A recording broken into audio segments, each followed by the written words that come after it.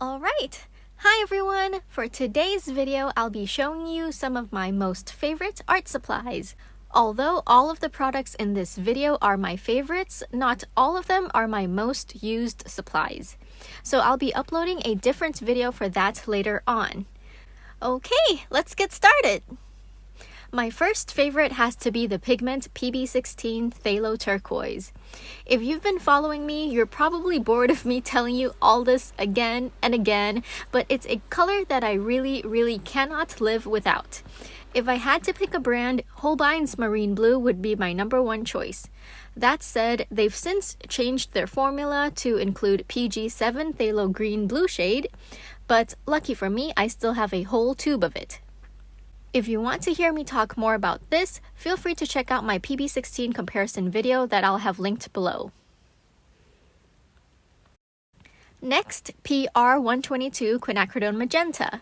This became a favorite of mine quite early on because after having used a few beginner palettes with only vermilions and crimsons as reds, the beautiful PR122 that washes to a nice, vibrant pink was such a breath of fresh air for me.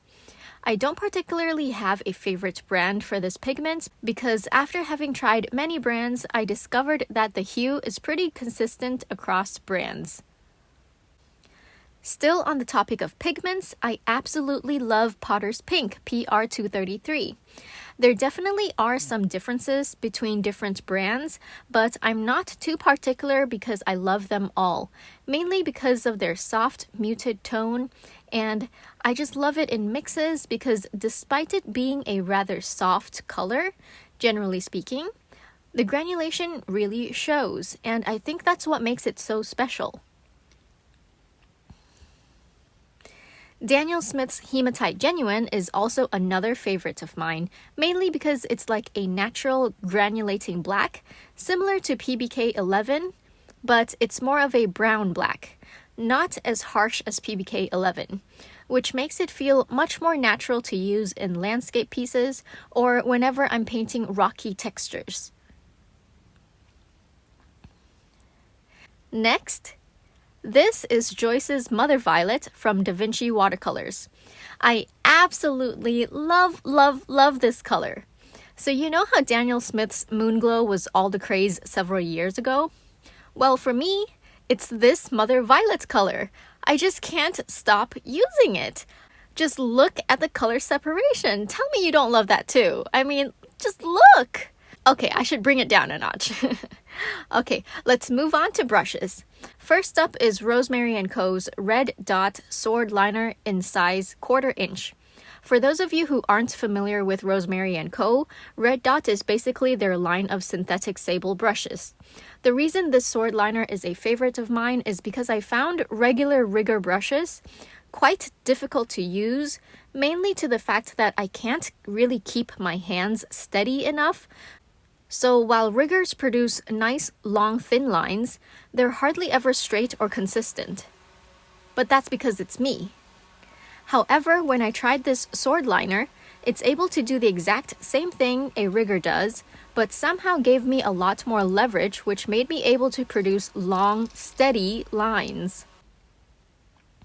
Next is this Rosemary & Co. Squirrel Mix Oval Mop.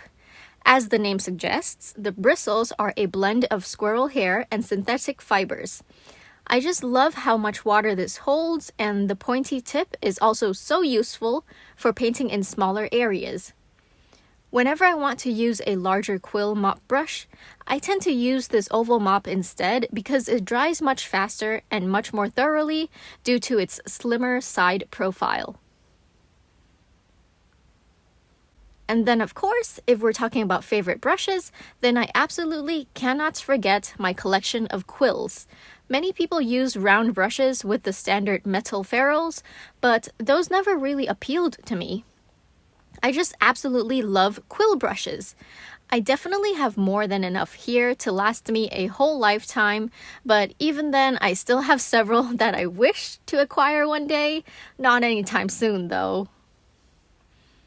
Okay, now that we're done with watercolors and brushes, let's move on to paper.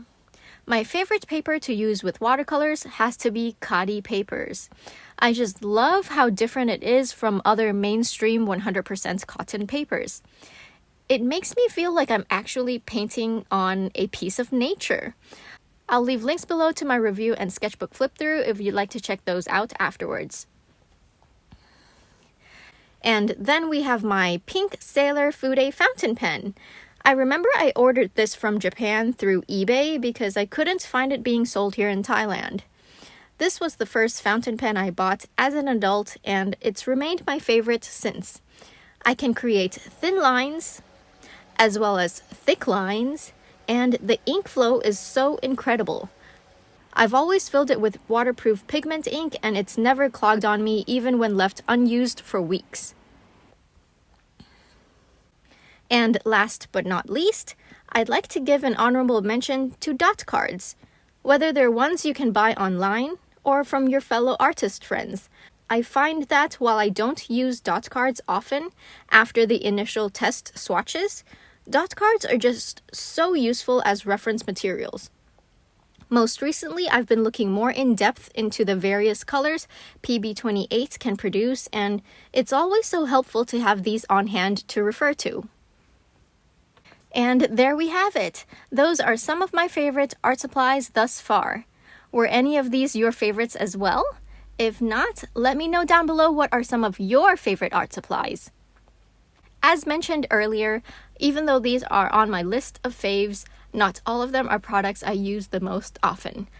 Alright, that's all for today's video. I hope you've all been having a great weekend. As always, thank you so much for watching. Don't forget to drink lots of water and stay hydrated.